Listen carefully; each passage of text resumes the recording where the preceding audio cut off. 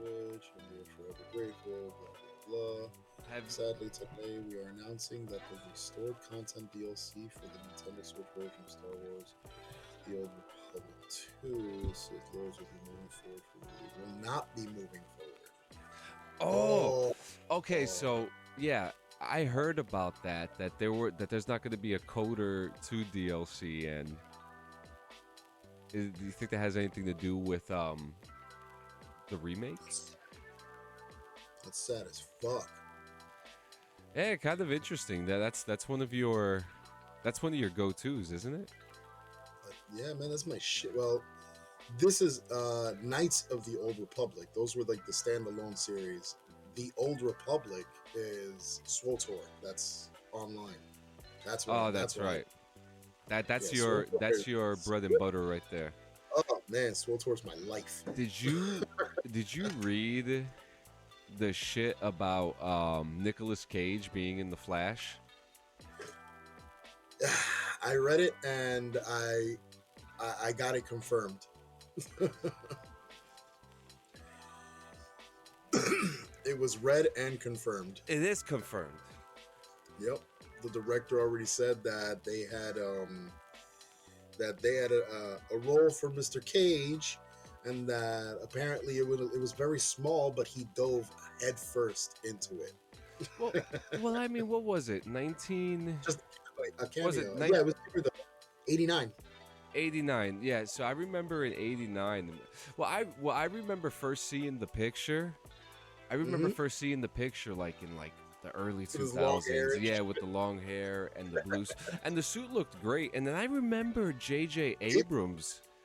J.J. Abrams had said something about it too, and he, and that I think J.J. Abrams had talked about that at one point, and that the suit, the Henry Cavill suit, is somewhat similar to the Nicolas Cage one. It was kind of like a little bit of a tribute, but they did it. And I haven't seen it. You haven't seen it. We'll probably have to check Soap today or something to see if it's leaked out there. But there's a lot of clips, man. And to finally see Nicolas Cage be El Superman.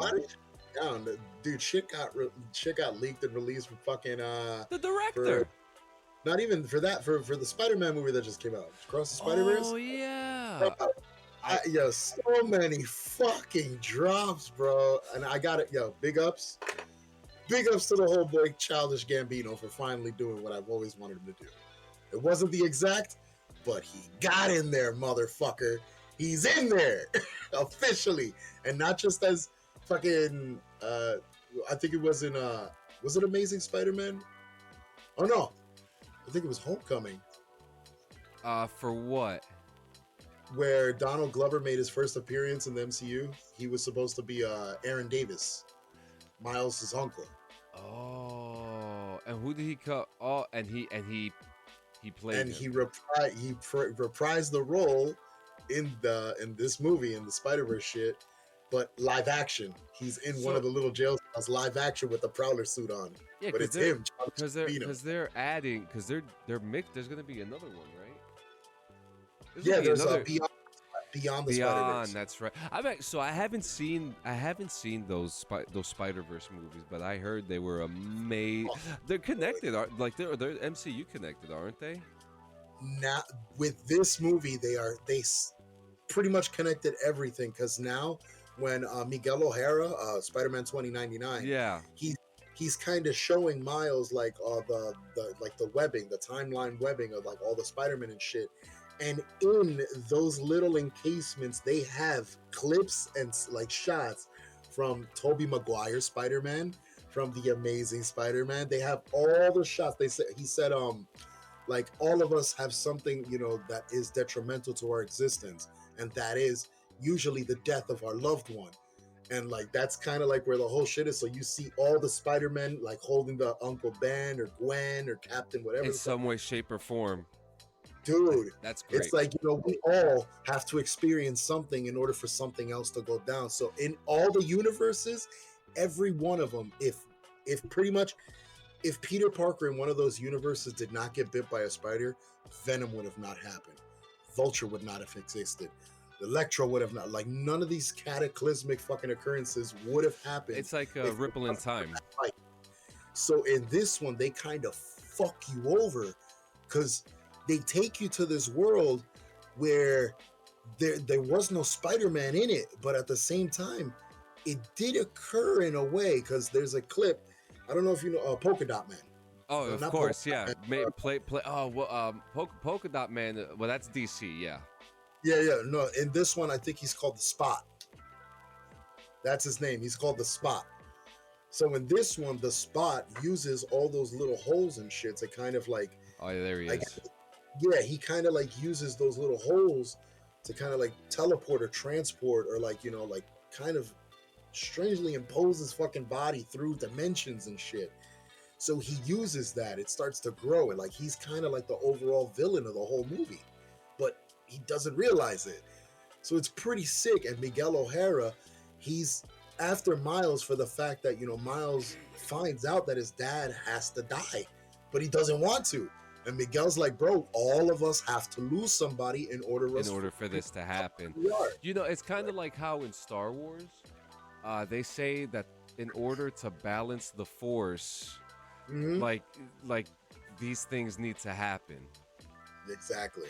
It's super interesting that that whole notion, because in all these like movies and TV shows, something bad always needs to happen. Like I'm currently watching with my wife Silo, and it just seems like in order for anyone to have a sense of freedom, all this bad stuff needs to happen.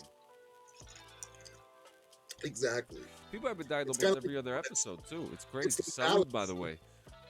Salud. But it's like balance, and Thanos said it best. You know, you need balance in order for there to be legitimate peace. Yeah. It's just he sought it out the wrong way. He wanted to eliminate half the population in order to seek that balance, and it's like, bruh, now it's genocide. Now, outside of the comic book realm and all that stuff, do you think that that's true? Like, do you personally think that, like, in order for certain things to happen, well, you know how they say, like, you have to do certain things, you have to fail at a couple of things in order to find the thing that you're good at, right? So, is there like something personally that you feel like bad things do need to happen in order to become who you are or what you want to be? I think, in a way, yeah, just because, like, I don't know if you remember the movie Vampire in Brooklyn. Vampire in Brooklyn kind of said it best. There was a scene where he plays a preacher. He remorphs into the preacher, and he looks out there and he talks about evil. And he tells you, you know, in life, you know, there is necessary evil. And I believe that's true. Yeah. To an extent, like, there is a necessity for evil, because if we don't see how ugly something really is, how do we know to fix it? How do we know to make it better? How do we know to fucking, you know, to grow from that? So we kind of need that. It's like failure. We all need to fail in order to learn. So it's like one with the other. It's actually funny that you say that. I was watching a documentary. What's it called? Spaceship Earth, and it's about a group of they called themselves synergists, but they were like more like farmers who cared about what was going to happen to the Earth after an apocalypse, after like a climate apocalypse and things like that. And they didn't necessarily fail, but they didn't necessarily succeed either. But from all that stuff, they learned what they need to be and what they need to do after, which eventually turned into a whole thing that Steve Bannon came in and kicked them out. But that's a whole different conversation. But that was the whole thing about the biosphere too, that place in Arizona where they have the whole planet inside the planet. But that was actually a really good documentary, and you see stuff like that. So we're smoking right now, and I have to ask. So I saw the video of you and Tony fighting for the 420 championship. Yes. This is not a video podcast, but do you have the belt with you? Yeah, of course I do. I have to see it 24/7.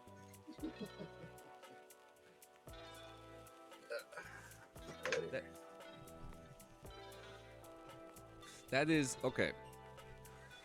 Who made the belt? I'm gonna assume right off the bat you designed it. Yes.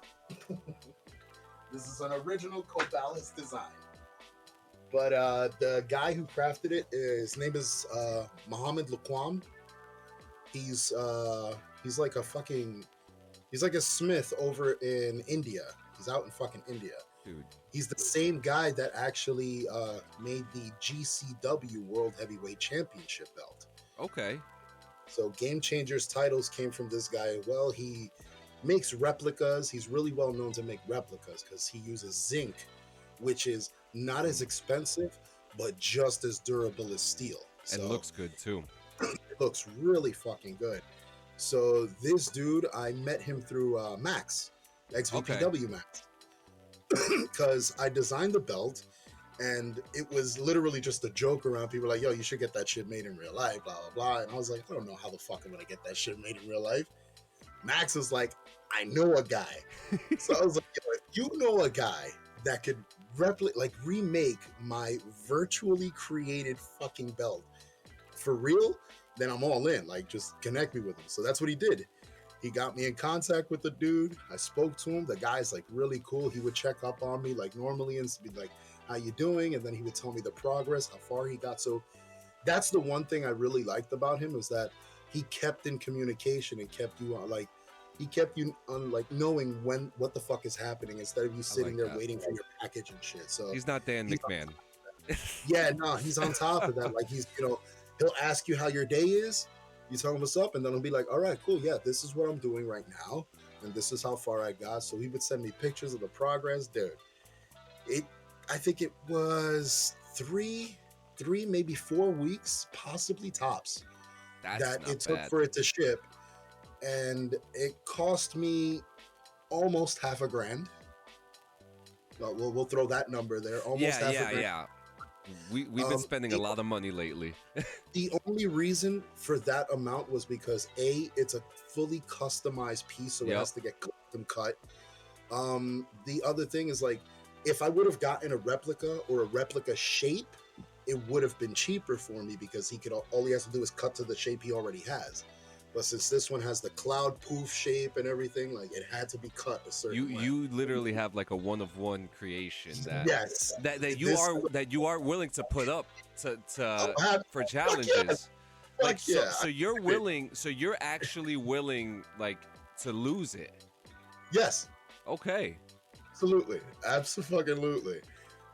Yes. I paid for it. It came out of my fucking pocket. But I am that confident in my tolerance. I won't say my skill, and just my tolerance alone, because of the kind of smoker I am. I'm not a stoned out smoker. I'm a very active smoker. Like, as we're here talking, I'm stoned out of my mind, but I could work on 6 designs, a call over here, fucking take a meeting, fucking phone call, and still do still do the podcast shit. It's easy for me to focus when I'm stoned. So while I'm stoned and I'm in competition, it's worse. Like, my focus is on key now. Like, it's fucked up. Look, we're in New Jersey. We could smoke now. It's like, it's incredible. We have no quarrels with people stopping us to smoke, except the Karens. The Karens and the Kevins are out there. You can't smoke here. Well, yes, I can, bitch. Yes, I fucking can. We fought a long fucking time for this freedom. Yeah, it's funny because, like, we were just in Wildwood this weekend, my family and I, and, like, you can't smoke on the boardwalk at all. You can't smoke on it because there's kids. That I get. I completely get but the kids are the one that are smoking. That's what you are fucked up. Honestly, you know what my son said to me? He said to me yesterday, we came home, he goes, I thought the boardwalk was supposed to be a family-friendly place. And he said, in his words, I saw all the raw stuff, and I know what that's used for. He's 11 years old, okay? And look, as a parent, I'm going to say, I don't lie to my kids, okay? Absolutely not. You don't, because if you got to be transparent with them. If they understand what's going on. I saw a video earlier today about a guy who says he leaves his gun on the countertop because he taught his kids at the age of 5 not to touch a fucking gun. Just teach your kids to be weary of the situations and the things around you, and be responsible with shit. You know what I mean? Like, if you hear a certain way, not to talk that way outside of the house. Like you got to set those boundaries. Set those boundaries. Yeah, and so my son, with my daughter. Yeah, I'm sorry. No, yeah, and no, my son, he knows what raw is, and it makes me laugh, and I'm just like, okay, well, at least he knows it. He's just like, but that's not supposed to be there. So, like, with your daughter, what do you do? No, with my daughter, it was the same way. I didn't try the sugarcoat route. I didn't want to sugarcoat anything for her. I wanted to be as fucking blunt and as realistic as possible, just because today's day and age, we have technology. Yeah. And technology has access to shit that we try our hardest to keep our kids away from. But because of all the different types of media, there's things that you can easily be 14 years old and create a profile for an 18-year-old to access websites that you shouldn't be on. Like, that's what I mean. So because of that, that fucking, the amount of liberty with technology, because that's what a lot of parents do nowadays too, which I've noticed is, you'll hand a child a device just so you could turn your attention away and catch a fucking breath, because understandably so, kids today are a pain in the ass. I don't know if it's you're not lying. Veggies. I don't know if it's in the milk, whatever the fuck is going on with all these processed foods. They've got these kids off the walls now. Like, yo, honestly, my wife says the same thing about the food. She's been saying it for years. Dude, all right, honestly, years ago, let's talk in our fucking era, the 80s, the fucking 80s. You did not hear as many cases of ADHD. ADD, possibly, but ADHD, the hyperactive part of that. You didn't really hear about that until like the early 90s. Yeah. In the early 90s, that's when we started hearing this ADHD shit.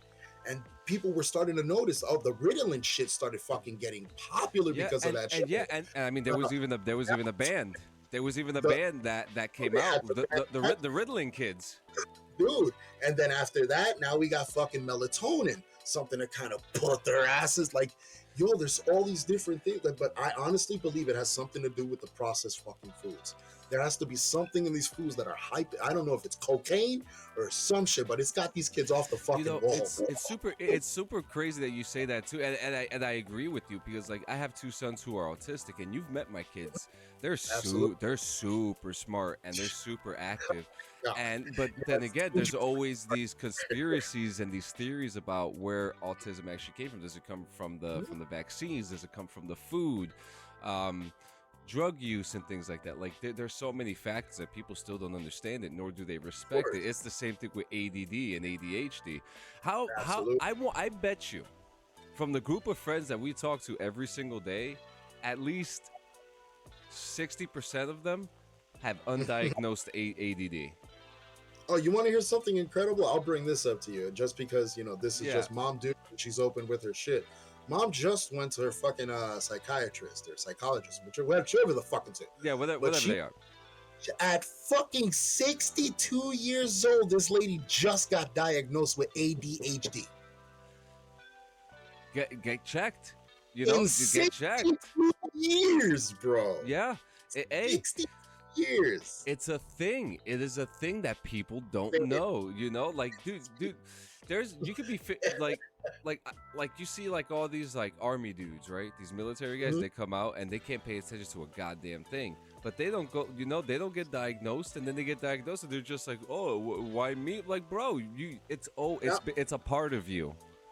Now the shit is, it's not difficult to tell either, because me, I'm undiagnosed, but I can easily tell that I have ADHD without a fucking doubt. For the fact that I can't lay my ass down in bed without going through 150 thoughts in my head and getting up to try to execute one of those fucking things. And then I'll distract myself from that and jump up to a completely different activity. Like, I can't do one thing steadily at a time without my thoughts or my attention veering to something else. Like, it's weird. Do you ever like create movies or stories or scenarios in your head to help you put yourself to sleep? Yeah. Yes. Oh my God. Yes. I feel that. I connect with that. I fucking have to.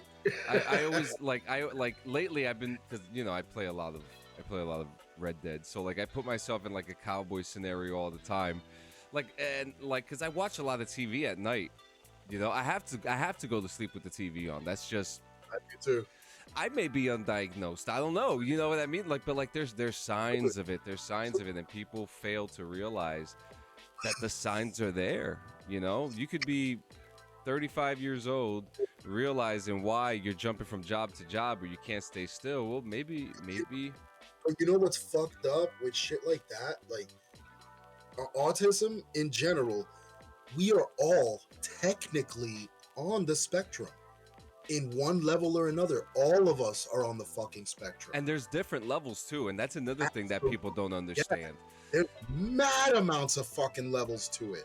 The same way numbers are infinite is the same amount the levels of fucking autism are infinite. It's not tiers.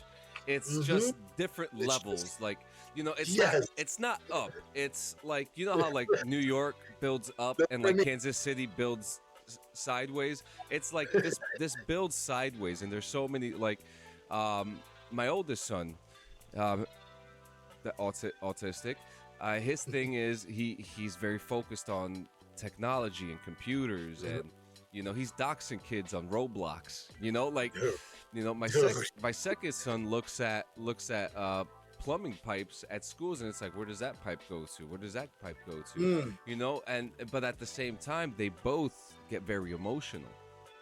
You know, and I have a daughter who has ADHD. You know, and that comes in with school. You know, and I'm sure I'm not gonna assume. You know, a lot of kids, especially, you know, because if you have shown signs of it, it's gonna be passed down. You know, and, you know, people say genetics is a bitch, but genetics is profoundly, you know, you can't, you know, you can't fake genetics.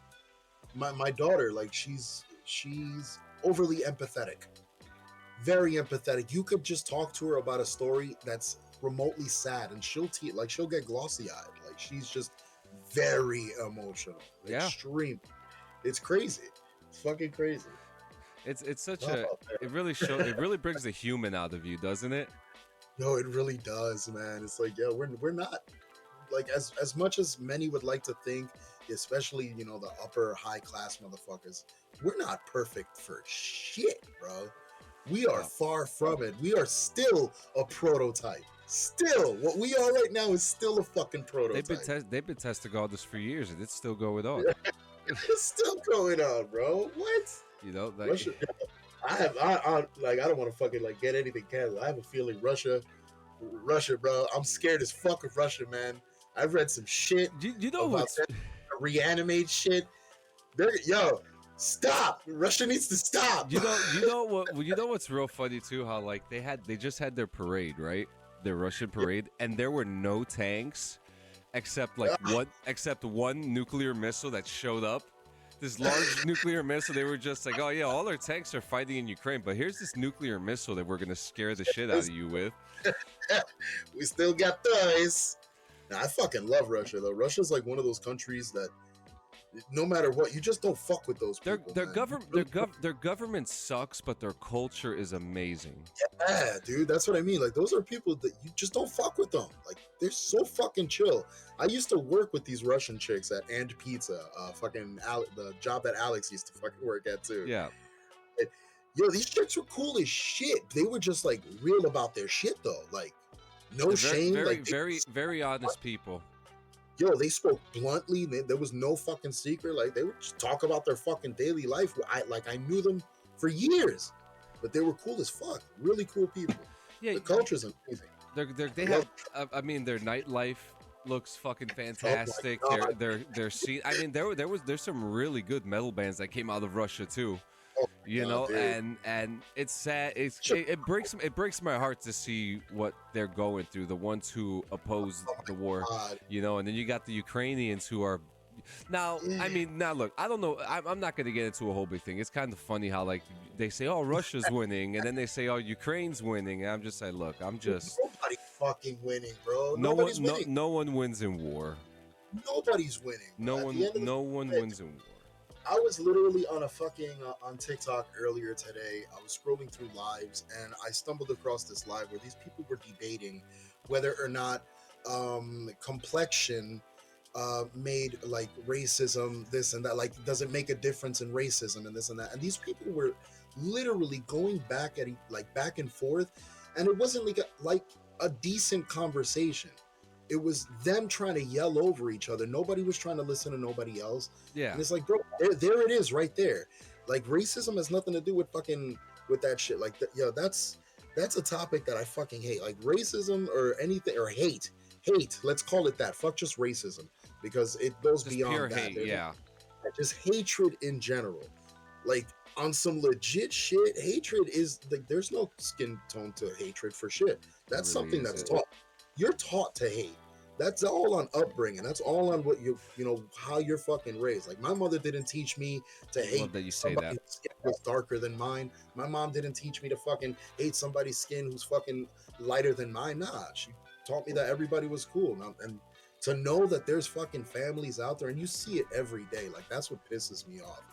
To see that, you know, there's these fucking all these different kinds of kids like picking on other races and, you know, like doing all this shit just because like I don't know. It's a touchy fucking. It's actually but let's talk about that real quick because I think that we were very lucky to grow up where we grew up in. Like we grew up just a couple blocks away from each other, and there was white people, black, Spanish, Asian, Indian especially. You know, we had a whole Indian community right up the block. Yeah, there was a whole Indian community right near us, and then especially when you go down towards certain parts of Jersey City, you know, it's so we like like Hudson County. It's just like a little. It's like an extra borough of New York because it's so multicultural. I mean, very diverse too. Because I mean, even we're saying with Pride, it's Pride Month. There is a lot of pride in Hudson County. It's a very, you know, people let their colors fly there, and I think where we grew up, and I think that's why I say we're very lucky because we grew up around all this diversity, and we were lucky to accept it at such an early age and to understand. Oh yeah, you know now. No, especially like, you know, being raised right, because like I was mentioning, there's some parents that were also raised with hate from their fucking parents, and you know, they bring their kids into that and teach their kids that, oh, because this kid, you know, looks this certain way, like that kid's less than you or something. Generational like too. It really is. It really, really fucking is. And to see it still veer its fucking head, like just to see hate in general, to see hate veer its fucking head still in 2023 after so many fucking human advancements. And I'm talking about like not just technology. I'm talking about human advancements, emotional. Everybody has gotten more in tune spiritually. All this shit. They have. But there is still hate out there. Like it's fucking ugly. It's disgusting. It's stupid. And fuck those people that hate, bro. and I go back to like these projects, these social projects that were made, like the show Big Brother. I'm a huge fan of the Big Brother show, and these social experiments are quite fascinating because you really understand the human mind when you stick a bunch of people inside an enclosed space together. You know, you really, it really exposes who you are. You know, can you rise to the top and be that leader that everybody needs, or are you going to be the scumbag that everybody has been calling you out to be, and now this time everyone sees it now? So, bro. And then it doesn't even have to get that big. There's the arc, bro, the act of random kindness. You see it all over social media. You'll see people just portray like somebody down on their luck or whatever, and people just walk right the fuck by them, pay them no mind. Like, understandably, yes, it's staged, but it's just the premise of the whole fucking thing. You know, people will easily just look over somebody that's less than them. Like, and it's fucking incredible that the people with less than those people are the first ones to like give out. Like, they're the first ones to you know, open their arms to. Like, it's insane that the less fortunate have the most love to give. That's fucking crazy. That's fucking crazy. And they have everything to lose too. That's the thing. That's what I'm saying. They have everything to lose. Everything. You know, and we're not talking materialistic either. We're talking like straight up mentally and emotionally. It's wild. Absolutely. So you brought up the word hate twice. Yeah. And so we have you know what I have to ask, even if it's controversial, what was your favorite band to play in? All right, I gotta be real. My favorite band to play in was the band that I was a legitimate fan of, which was Junta. Yeah. Funny, you just posted it. You posted a photo the other day. This morning. Was it this morning? Yesterday. You just posted a photo of you playing with Junta, and what a history! What a history that band has. Dude, incredible history. Not the behind the scenes history, nonetheless, is even crazier. Didn't their singer lose his mind or something like that? Yeah, but that motherfucker came out of that, and what he's doing now is fucking amazing. Like, amazing. Is Junta doing anything now? No, Junta as a whole is done for. After Junta, they kind of rebranded into a band called Gyre, and which you were a part of. Yep. I came back for one EP for them, so I did a second circle with Gyre, and then after Gyre, they were doing something for a little while, but I don't know. I know that Ian right now is doing music with his cousin called Sons of Revival. Okay. It's actually really fucking tripped out, but really clean, chill music. Like honestly, some serious smoker music. So you say Gyre, so that had Pablo and drums, right? Yeah. So Pablo Carpio, a big shout out to Pablo Carpio, was actually in my first band. I actually joined him, and what was his name? Lewis. We had a friend of Lewis. I can't remember his last name. He was actually one of the nicest guys I've ever met in my life. Hang on, I'm gonna find him. But yeah, man. But yeah, we were in a three-man band, and he may be off of social media. But Lewis and Pablo were in a band. We didn't really have a name. We were just playing punk rock music, Misfit style music, and then like to see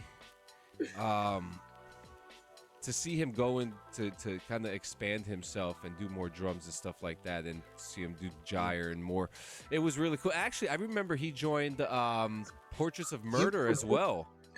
At the ending, like, he was actually the drummer for Junta when I was in there. Yeah, I remember. Yeah, he played for Portraits of Murder. Yeah, he played for Portraits of Murder, and that was with Frank, Ian, Chirag. Yep. You know, and that was another band. That was another band that was really good. Portraits of Murder, and then I was in Side Effect, which turned into Tomorrow Leads to Nothing. Those were fun. I did the 2 shows with them. Obviously, and then I joined. Holy shit! Why can't I remember these band names? Then I joined Last Breath Taken with Ray.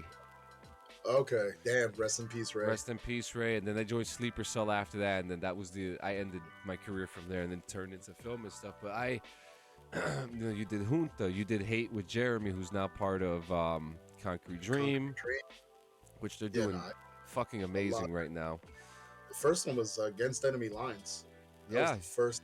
That started it all off as a punk rock band. I actually found in my fucking Google Drive, I found the actual tapes, all the basement recordings for AEL. Really? Yes, I have the whole thing. Now, what are some of your favorite local bands that you like now? As of right now, I mean, there's a couple of bands that are making a comeback, believe it or not. Chaotician is ripping shreds right now. They got Adam back, which I am so fucking excited. I saw the picture the other day. Was that like an announcement the other day? That was recent, right? No, that's not an announcement. That's just their show. But yeah, he's been back for a minute. And I don't know if you're aware, but Alex, sorry. I know Adam went through some shit. I know he was sick. Some shit, and he came back strong as fuck. Like, the boy is killing it right now. The last time I saw Adam in Hoboken eating pizza years ago. This was right before I left for the army. And actually I saw him, and a couple minutes later I saw Laz down the block walking with this girl. It was so funny. I was like, oh, what the fuck, you know? And for those who don't know what I'm talking about Las Piña of El Nino, the real El Nino. Yeah, the OG. The real El Nino with Christian Machado and Mark Rizzo. I actually had the pleasure of playing with Mark Rizzo once. That's familia right there. Yeah, those guys were family. Yeah, but nah, man, dude, so many fucking dude. Hold on. Oceans of Illusion, Parallels. Yeah, Oceans of Illusions actually. Oh, dude, I Am the Trireme. Holy fuck, yo! If you like Melodeath, that's the way to go, bro. Honestly, I Am the Trireme is fucking nasty. There's a couple of them. Awaken Providence, nasty fucking band. Let me see. Shit, I could go through a killer list right now if you need. Please do. But no, there's so many. There's so fucking many. Wait, you said Last Breath Taken, and you fucking brought me back. Holy shit. Yeah, listen, I enjoyed my time in Last Breath Taken. It was one of the cool. It opened me up to the world of playing shows, because they were a more professional band, especially after Cody left, and that was a big void that needed to be filled, and I had filled it. And you know, Ray, rest in peace. Dude, Ray was fucking way ahead of his time. I mean, he was in Pyramada, and I mean, it just fit the style that he loved so much, you know, and it worked for him, you know, with Paul. Shout out to Paul too. Paul's the fucking man. I love Paul. They're still going there. I think they've recently played a show, or they're about to play another show. Pyramada's still doing it, man. I'd love to talk to fucking Paul again. He was such a cool guy. I mean, you remember the Equip days? What do I remember? Yo, I was so sad. People don't know.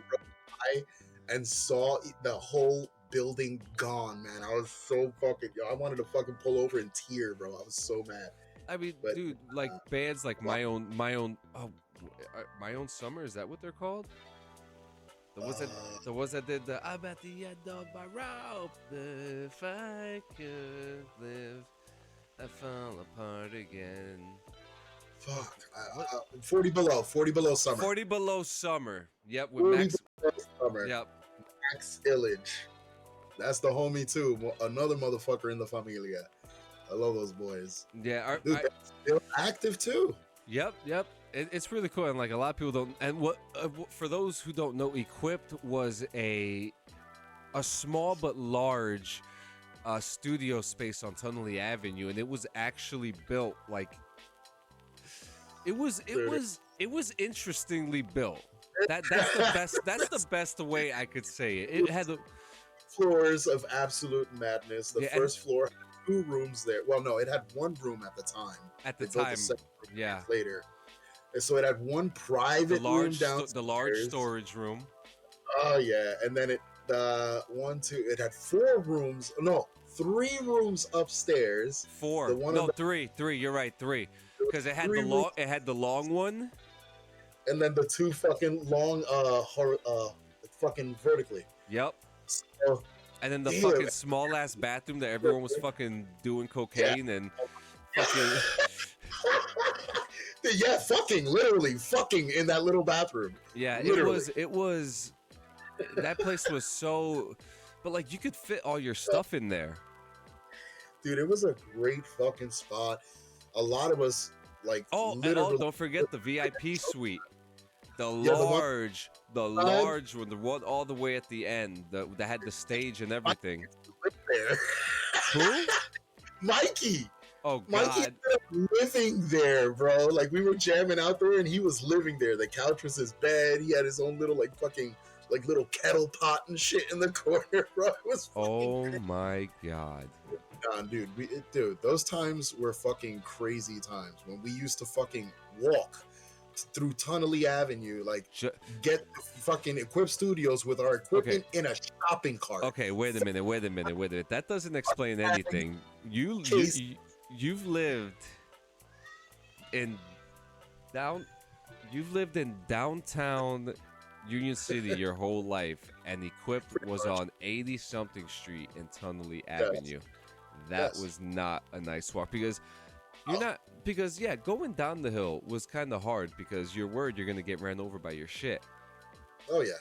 But going up, look, I don't know if they understand what the Hudson County Cliffs are, man. I've read that those hills to Tunnelly are just as steep as the ones from San Francisco. Yeah. And those are steep, dude. They're steep, and I've never been there either. So it's pretty crazy. That shit is steep. What's it like? Up like this and shit. Oh hell no! What's it like to perform a song of your own and people sing it? Honestly, that's probably, as a musician, the most self-rewarding thing. Fuck getting paid for a gig. Fuck, making money off the merch. All that shit really doesn't matter. If you've got a crowd singing back to you, like, that means they're listening. That means they understand what the fuck you wrote. And as a lyricist, as somebody, that takes what they say and has a message to put out there for people to bring that back, that's, yeah, man, that there's no other feeling like that. There's literally no other feeling like that. What was the best venue that you remember that you played at? Dude. The first big venue I ever played was a spot called Club Chrome. Okay. It was huge, and we were playing with a whole lineup of punk bands and shit. I was in Against Enemy Lines at the time, and I remember the last thing I remember off the top of my head before getting pissed fucking drunk and fucked up was hanging out with Leftover Crack. Oh shit. Yes, Leftover Crack and Early Agnostic Front. So they were backstage. We met them. Yeah. And Pepito, the Pete's, remember that motherfucker? Yeah. He knew the fucking dude from Leftover Crack, so he introduced us. So we were supposed to get on a tour with them, and we were supposed to be Holidays in the Sun, a big fucking punk event that used to happen back in the day. And you want to know something fucking funny? Good Charlotte, I'm gonna say her fucking name. Good Charlotte is the reason Against Enemy Lines did not play Holidays in the Sun in that year. Wait a minute, don't you have a story about Lady Gaga too? Oh yeah, I got a story with that bitch too. Nothing bad though. But Good Charlotte, fuck Good Charlotte. If I see those assholes, fuck them. It's on the spot, bro. On the spot. I'm G-checking all them motherfuckers, bro. They took our fucking spot. They paid to get on Holidays on the Sun. They paid to get on that bitch. And we had to grind to get on that motherfucker. So fuck Good Charlotte. Terrible. I think the best venue, I played at Don Hills in New York, which I thought was really fun, playing in Manhattan. That's awesome. But my favorite venue was the Cliffside Park Elks Lodge. And I remember playing, one of the last shows I played with was with the Erciyes Strain and Gaussian Surface. Mm-hmm. And that was probably one of the biggest highlights of my rock and roll career, Actually, you know who's making a comeback too? Hope It Dies. Yeah, I saw that. Do they have a singer? Yeah, they do. Justin who? He's a big boy. DeSantis? Big boy. No, not DeSantis. Justin ain't big boy. I haven't seen Justin in years, so I don't know. So is there now? Is there a criteria for any type of band that you would join, or is there something that you're specifically looking for that would make you fulfilled? Because you've done a lot of very hard, dark rock. Yeah. But but you like so many different types of rock. Like, I know you like Circa Survive. I know, you're a fan of Thrice. You're a fan of Dimmu Borgir. Even as much as like Metallica, even, like you're Yes. like you have a very wide eye when it comes to rock music, and even classic stuff like first wave and things like that. So is there something that you're specifically looking for, or are you not looking at all, or you just, if it falls in your lap, you may take it? I mean, if I am looking for anything in specific, I've been more keen on trying to explore a lot vocally, not just scream wise, because I think I've overutilized my screams for years. Like now I could do them. It's not saying that I can't do them anymore. It's just the fact that I think I've done them so much where now I want to explore more. Like, and I know, like, I can do more. So I want like a good background to do that too. So at this point, it doesn't even have to be a full band. Like, I don't need a full band for what I'm trying to do. Honestly, I could do it with a guitarist. I could do it with somebody that just makes beats. I could do it with anything like that. Easy. Like, I don't need much. I already have the music in here, and all I need is somebody to replicate it on a machine. Are there are there certain bands that, so if you had started a band right now, let's say you had the whole studio set up right now, what type of music would you be leaning towards? Because I know you've said that you wanted to go towards like the Every Time I Die route, kind of give you a chance, give you a chance for yourself to show your range, and you have range, even like in Erciyes Fragment, there were some tracks that you were singing beautifully, and then this was the first time in years that you actually heard it clearly, because you had good production value, you had a good producer, and your voice sounded amazing, it sounded really fucking good. Say that again. Shout out to Frightbox Recording. Yeah, like it sounded amazing. So you have the range. So what direction would you go to if you had everything this second? I would lean immediately towards something along the lines of Leprous. Oh, where it's still technical but still beautifully composed. Yeah, that's kind of the route I'd like to go, where the music would also speak back to me.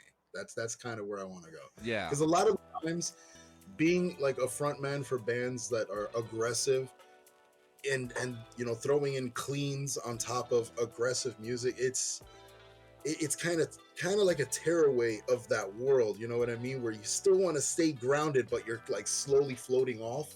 I would like to get a balance where instead of me floating off, I could stay grounded and the music meets me like right there at the center, so I could let the music breathe more. Like, it's crazy, and I kind of got that with Erciyes because of the symphonicness and shit, which was really. I loved it. The circus style of circus dark metal style that it was. Peter, Antonio, those guys, I don't give a shit. Those guys are still fucking amazing musicians, and I love them. They are really good, and I know that that they just lost the last vocalist they had, and that they're currently working with a new one. So I'm honestly excited to hear, this new guy like take on the shit, because I'm sued. Like, that's the other thing. It's like having somebody replace you in a band. It's kind of like, you do kind of have an expectation, even though you're not in the band. But at the same time, it's like you're curious. You're curious to see what the rest are going to go with it. Do you? So I know you've been in a lot of bands. Do you ever feel any regret when you see some of them go some of the directions? Like, I know a lot of them don't even exist anymore. So you feel like a sense of like, you know what, I made the right decision. But what about some of the ones that are still active? Do I have a sense of regret? Honestly, no. I can't say that I have any legitimate regrets. I think I got the experience I needed, and I expressed what I needed to express in the time that I got. And it's awesome. For me, it's kind of like, like mentality is kind of leave something behind, and then if somebody else could pick up that torch and lead it forward, then by all means, like if you could do it better, fucking do it. I'm not gonna hate you for doing it better, but know where it came from, and as long as you take it somewhere worthy, then by all means. But yeah, altogether, it's just there really is no regret. I leave behind what I need to leave behind. You leave your mark. That's it. Exactly. I like it. The name is still there. Like the band like Erciyes Fragment, that band name there's a meaning behind that. There was a reason I named the band that. It's because of my lifestyle, the whole vampirism shit. Well, weren't your lyrics reflecting a story that you were telling? My lyrics were literally about the community. Yeah. About everything that I was living in the whole vamp scene. Like that's literally what all those lyrics were. So it's my telling of pretty much everything I was experiencing through that lifestyle, everything I still experience through that lifestyle. But I want to take that journey and take it in a different musical direction, because I think with a more leprous feel, I can express that more because I'm not yelling all the goddamn time. That's true, and I can't wait to see you make a fiery comeback into the rock and roll scene, rock and roll, baby, woo, yeah, But now when I'm 60 years old walking on a cane, I'll come out with a solo album eventually. Watch. You gotta you know what your next step is? A Christmas album. A Christmas, yeah, there you go. A Christmas album with no Christmas songs, all acoustic. I love it. Just a bunch of feel good emo acoustic songs, So I like now you've been doing the WWE tongue twister community thing for a few years now, and that is kicking ass. Yeah, that is kicking ass. Surprisingly, yes. I love those WWE games since I was a kid. So what was who's everyone that you're involved with? You run your own federation, correct? No, I don't. I don't run anything at all. I just run a character.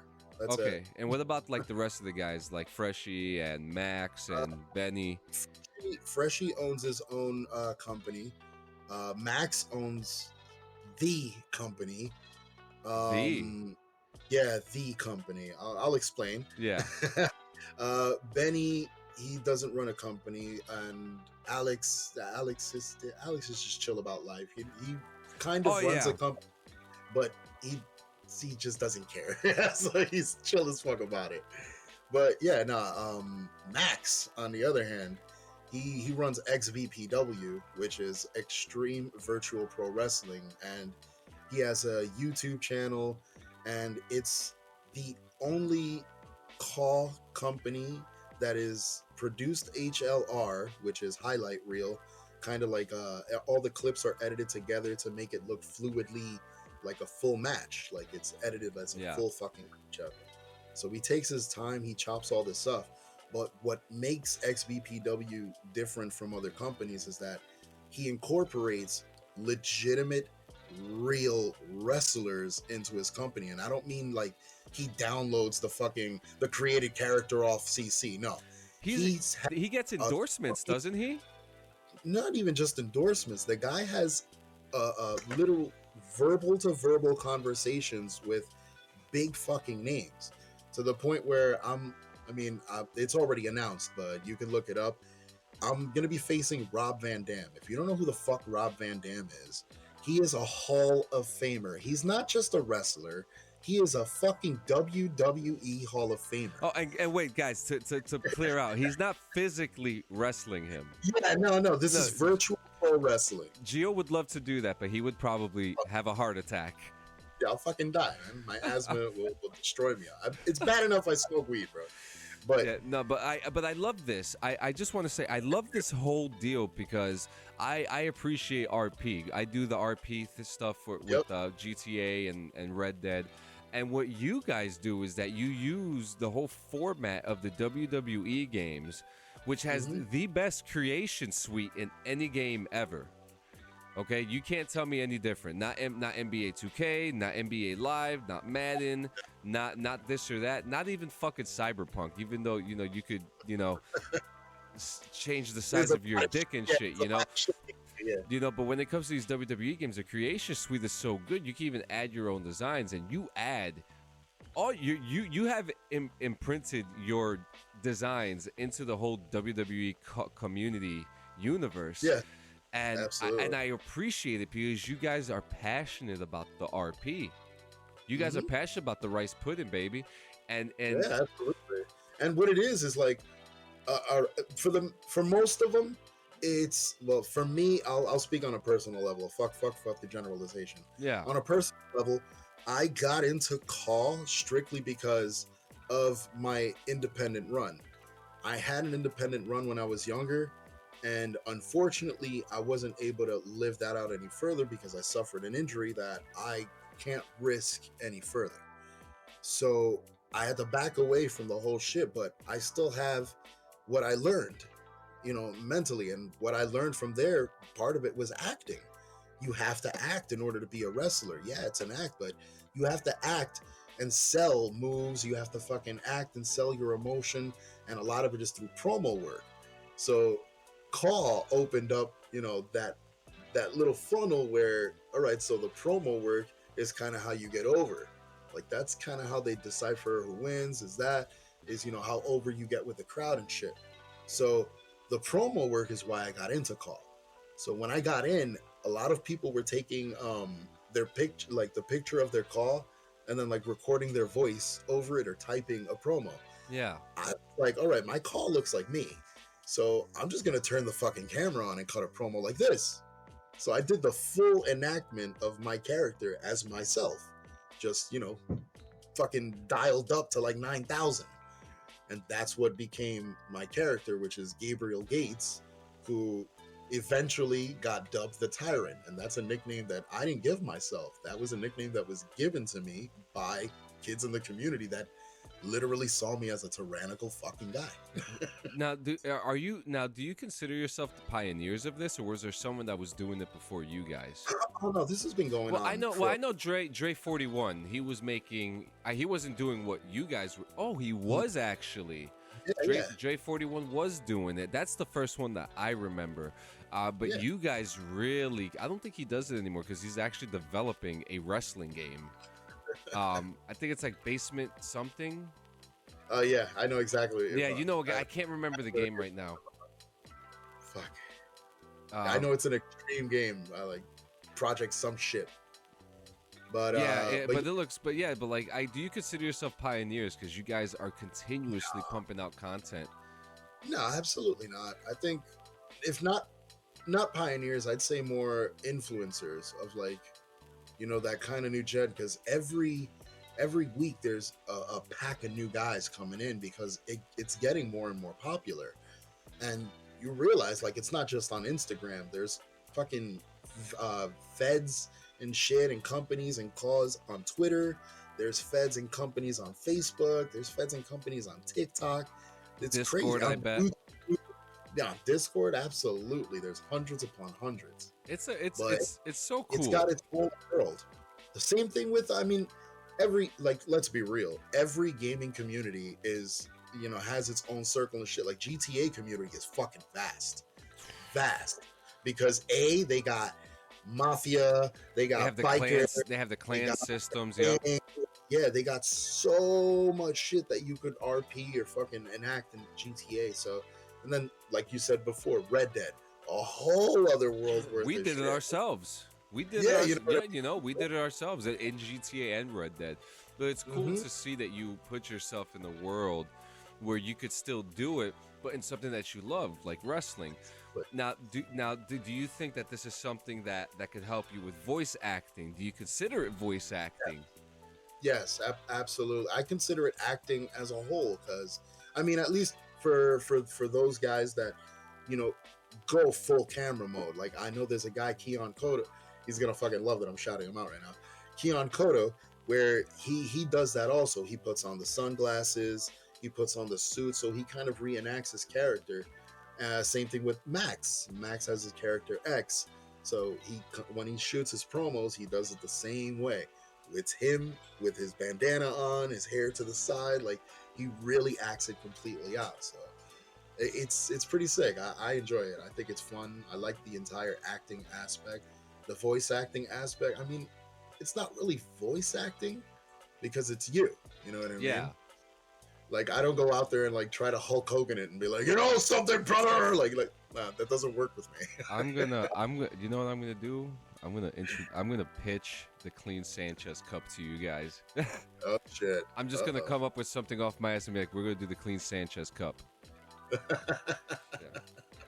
The Clean Sanchez Cup. That is so very exciting, and man, I'm so glad that you came by to do this. This was actually really cool. You know, actually my first podcast was with you. You know, we did bong rips and video games, which BRVG, I'm telling you right now, the lounge is coming one day. We're gonna do it. We're gonna fucking do it. And you know what? That'll be the place where the 420 championship will be defended. That's it. Set it. Lock it in. You know, now for anyone listening, where can we find you? Where can we find your work? Yeah.